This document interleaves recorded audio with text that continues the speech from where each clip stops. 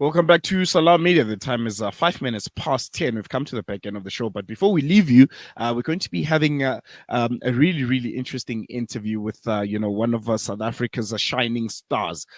She's Banyana Banyana's most successful coach. She led them to their first ever senior national team round of 16 at the FIFA World Cup. And I think all of us were watching that closely. She's the four-time African Coach of the Year. And right now, before we went to that break, I was a bit confused on whether now to call her coach or call her doctor, but she said whatever one is fine. But I think for now, I'll just stick to Dr. Desiree Ellis. Dr. Desiree Ellis, thank you so much for joining us on Salam Media, and really, really appreciate you giving us your time. Good morning, Salelo, and welcome to the viewers. First and foremost, I just want to, understand how you're feeling right now. I'm just receiving that honorary doctorate from CPUT. Being appreciated. In South Africa, sometimes we complain that our heroes and people that have given so much of their lives and of their time, to the flag that is ours. We don't appreciate them as much as we should. For you, I'm sure it must have been a really, really, emotional point, to get that recognition. How was it? It definitely was. First of all, when I got the news, I was speechless and complete awe. Wasn't sure how to react, and then yesterday it dawned on me. Obviously, having my family there made it big because, I don't spend a lot of time with my family. I live away from home, but I just think I think it's big for women in sport. First of all, big for women's football, but that an institution like CPUT, an educational institution can give an award to someone like me. I think it shows how far we've come as sports people, but it also shows how far Banyana has come. So, this goes, I dedicate this to the Banyana team, the technical team, the staff, because, they play a huge, huge role. I don't work alone. So yes, just in complete awe of everything. I mean, in all this past week, 7,000 graduates and over 36,000 students at CPUT. So I'm completely honored and blessed to have received that honorary doctorate.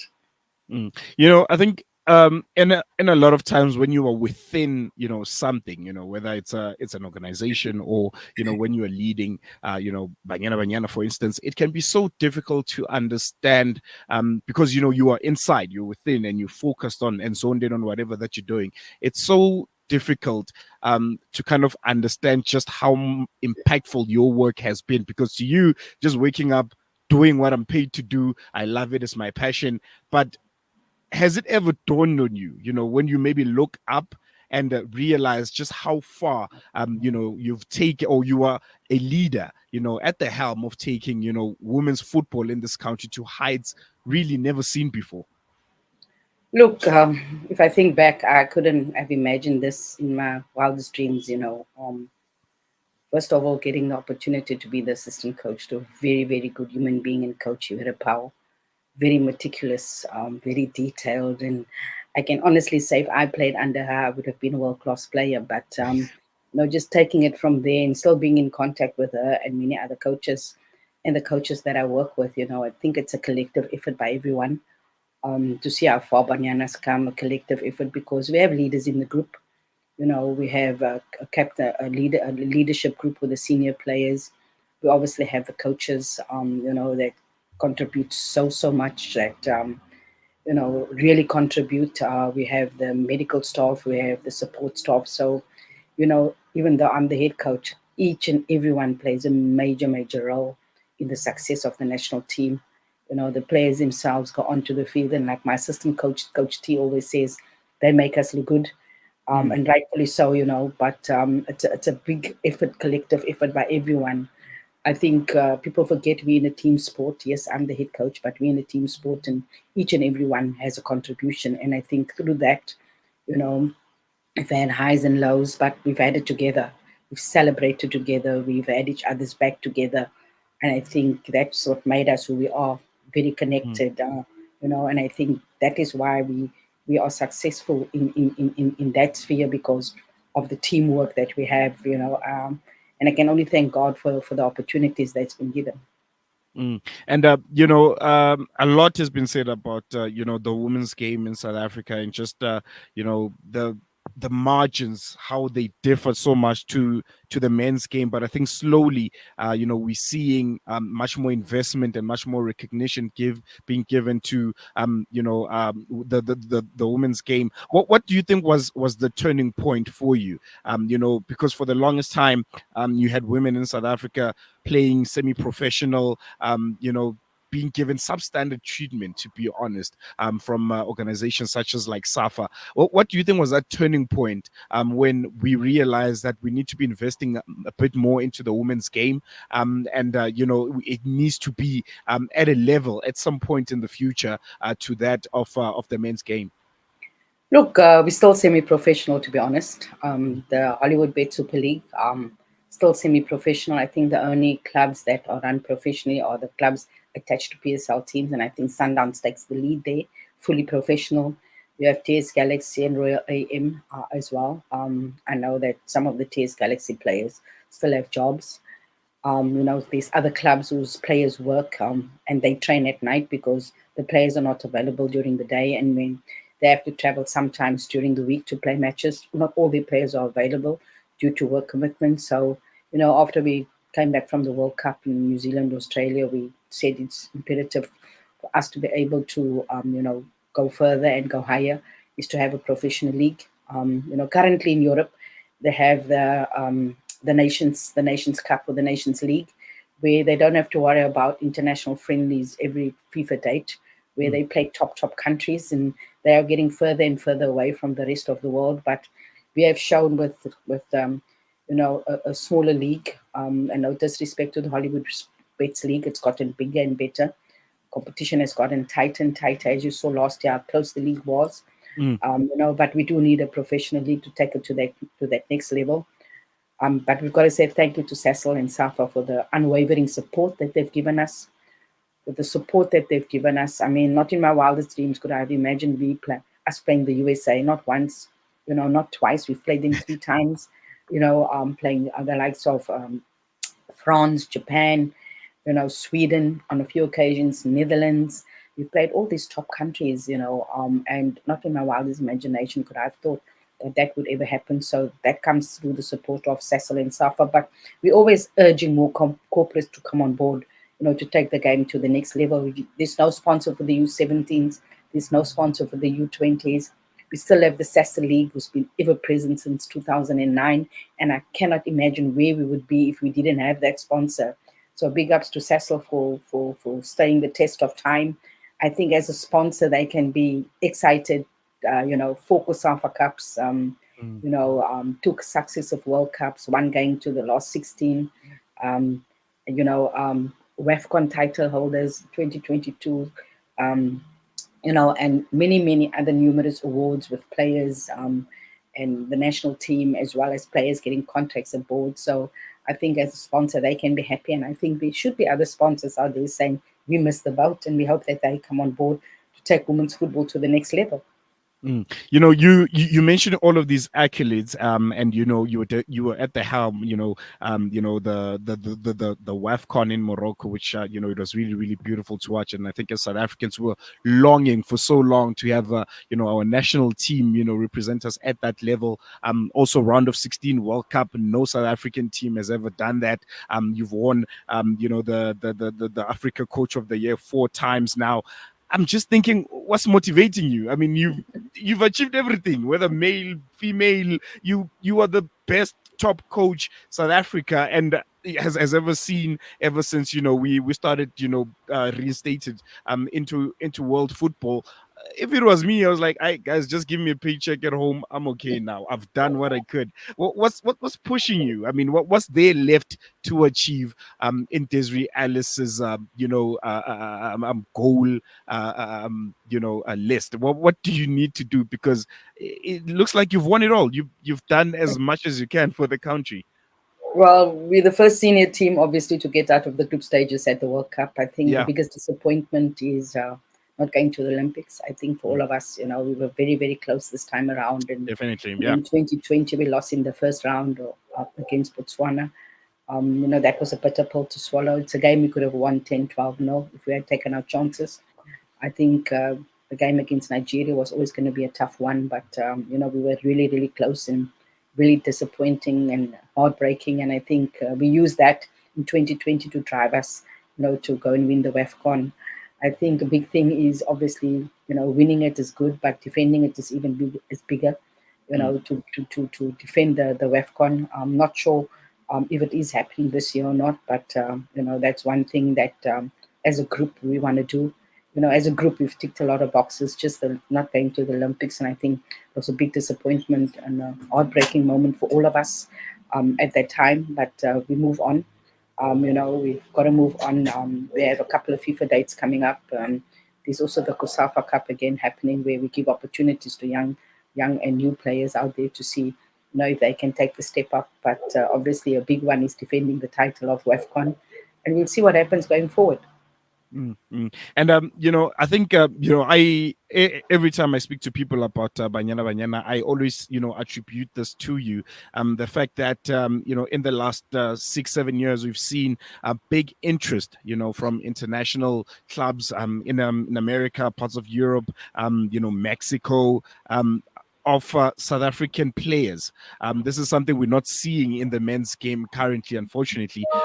But what can you attribute it to? I'm attributing it to you because I'm saying, ever since you're at the helm, South African players are playing for, Inter Milan, they're playing for Houston Dash, all of these big clubs in internationally. And what a lot of people don't understand, because they like comparing the men's game to the females game, is thinking, well, they're playing in Mexico, they're playing in North America, and not understanding that for the women's game, that's it. That's the biggest level of the game.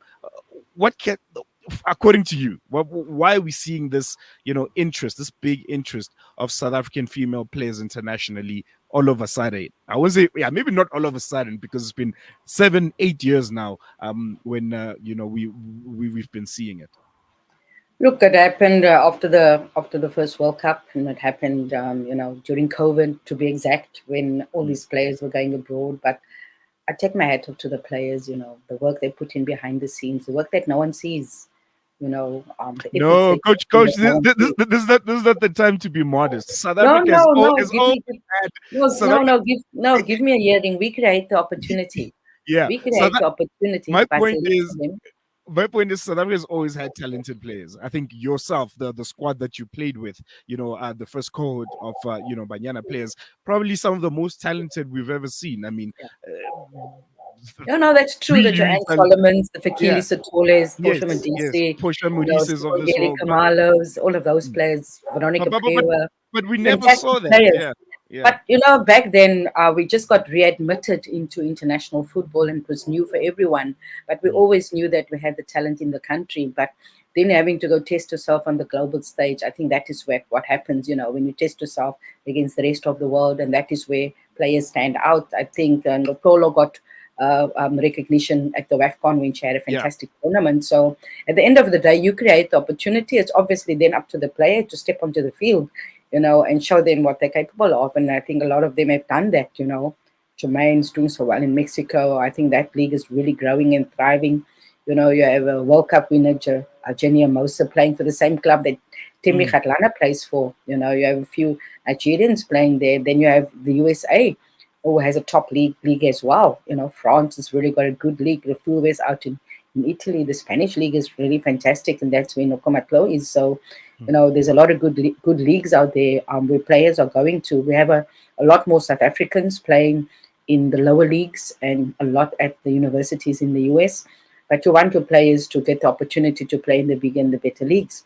You know, the Shamases are at Gintra in Lithuania, and I remember years ago that's where Jermaine, Leandra Smida, as well as Notando Velakazi started. So that could be a stepping stone for players to get to bigger and better leagues. But I must say, we create opportunities, and then it's up to the player. Sometimes they have not good games. Sometimes they don't play well, but we select them based on what we see at training, and then it's up to them to market themselves on the football field, and they've done that. Me, I still maintain. It's about who's at the helm. But anyway, a lot of South Africans are, at least, football loving South Africans, are seeing the current squad that we've had, for the past 5, 6 years now, and saying, that's our golden generation. That's probably the best, Banyana Banyana team that we've seen, because obviously looking at the accolades that they were, able to garner in those years. Where to next from here? Do we have a succession plan? We're not going to be, one of those countries that we've seen in the men's game, in the women's game, where you have a really, really good golden generation, and then after that, form starts to dip.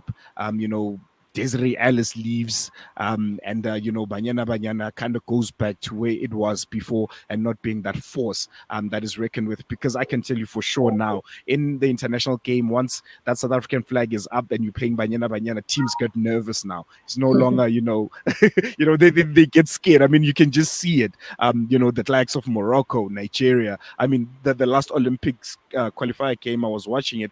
You can tell by just how they were defending, and gone are the times where Banyana Banyana is just going to be the whooping ladies of the tournaments or of qualifiers. We are forced to be reckoned with. International stages are looking at us, and it feels really nice. I must tell you that, as a football loving South African, where we're not going in as underdogs. We've had the underdog tag for a very long time. It just feels like to say, yeah, who we playing? Probably going to beat them.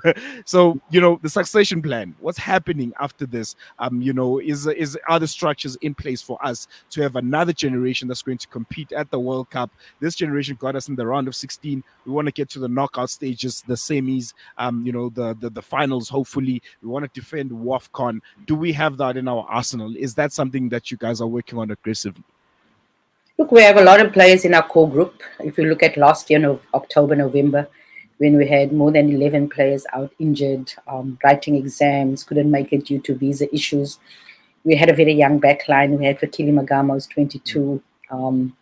We had Lona Temba, who's 21. We had Karabo Dlamini, who's 22. And we had Wendy Shongwe, who's currently out with a long-term injury, 20 years old, as the left back. And Paul, Lona Temba, all of them went to the World Cup. We have Nokolo, who's got more than 20 caps. We have Sibulele Oweni, 22 and 23, who's got all those caps. We have someone like Nicole, who's 23, who has some caps for Banyana already. We have, Ntabiseng Magia, who is only 19, who's gone to WAFCON.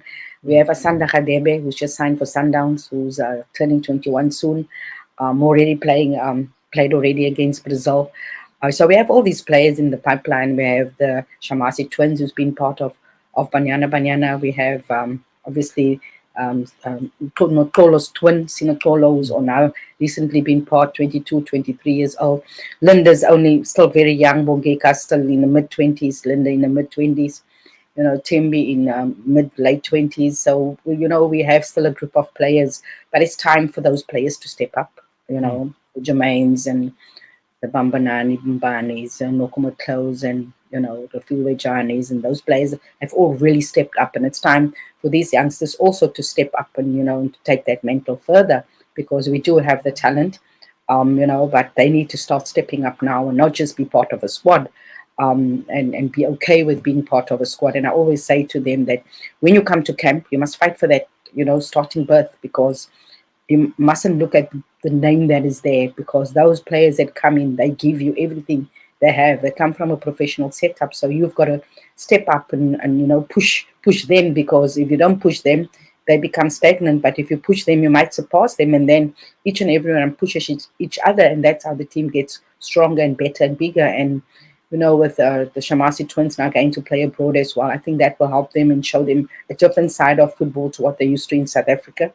A little bit more professional setup, and maybe that will help them grow and become better, like all the others, and hopefully these young players that I've just spoken about and many more out there will grab the opportunities that come their way soon. And South Africa is a very passionate football loving country, and you'll get conversations like this all the time. And I just want to know how does it make you feel when people compare Bafana's performances and also Banyana Banyana's performances? Once Bafana does bad, fun people like, yeah, that's why we need to invest more into Banyana Banyana. That's why when you read all of this, because I'm sure it does reach you, how does it make you feel? People, ultimately, comparing the two sides. Obviously, there are differences. The level of the game is not the same as men and women. But looking at it, your reaction to it, and just message to South Africans regarding that, and getting that kind of comparison with the men's team.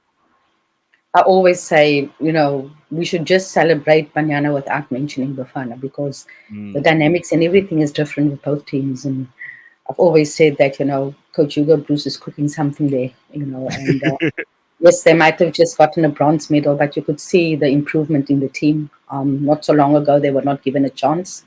And Mm. I think you've got to respect what the coach has done. I had time with the team. I've been with the team now 11 years, since 2014, first as an assistant coach, and then 2016 as an acting coach. I've had time with the team to be able to bring in players, to be able to work with players, to be able to utilize who we want in the squad and how we want to play.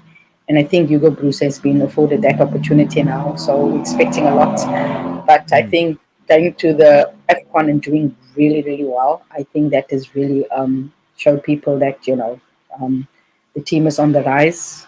But just for once, we'd like to be celebrated on our own without the mention of Bafana, because as I said, that each and every team has their own dynamics, their own challenges and so forth. But let's just celebrate Banyana on its own without having Bafana in there. And just lastly, Coach, you mentioned that you've been with the team for 11 years. South African football is not one that's very patient with coaches. Coaches don't stay for long. You've been afforded that time. There's a nervousness now from us, the lovers and supporters of Banyana Banyana, that Coach Desiree Ellis might say, I'm done now. I've served my time at the helm. I've served my nation. What's next? What's next for you? Are you still committed to the Banyana Banyana head coach job? Do you see taking the women's team to the next 2, 3, hopefully 4 World Cups? Maybe can we Look, please, if you can. I haven't sat down with South African Football Association as yet, Mm. but we definitely will sit down and pave the way forward. I've also spent 10 years as a player. Mhm. So I've spent a lot of time with Banyana, but it's 21 years. 21 years out of my, Yeah. that's a third of my current, Mm. where I am at this moment. I haven't sat down yet, but I do love what I do. I do enjoy what I do, and I love working with an amazing group of players. They're so special, the amazing group of staff that I work with, who no one sees, who works behind the scenes, plotting and planning. I love doing that, and I love working with that. And we'll sit down with the South African Football Association and pave the way forward. No, definitely. I think we're going to leave it there, Coach. From us, we really appreciate the work that you do, and kudos to CPUT for recognizing that. And we hope you stay as Banyana coach. We've seen the work that you do under very, very difficult circumstances sometimes, and I think you epitomize what South Africa is all about: resilient, hard work, and also always grinding out the results, even though it seems the odds are against you. And we love that. We love you. We appreciate you, and we hope you stay. Thank you, Zanello, and thank you for having me. Thank you so much. Thoroughly enjoyed the conversation, and I hope the next time we talk, we'll be discussing another medal, maybe defending the women's AFCON. Thank you so much. I look forward to it.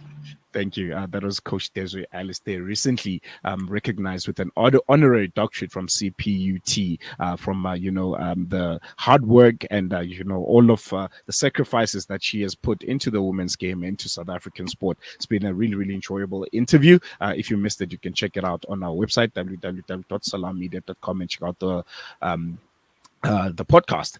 We spoke to the 4-time African Women's Coach of the Year. Hey, hey. South Africa for you. Going to leave it there. Really, really good show. Appreciate you joining us, and hope you have a really, really beautiful weekend. But from me and the rest of the team, it's goodbye.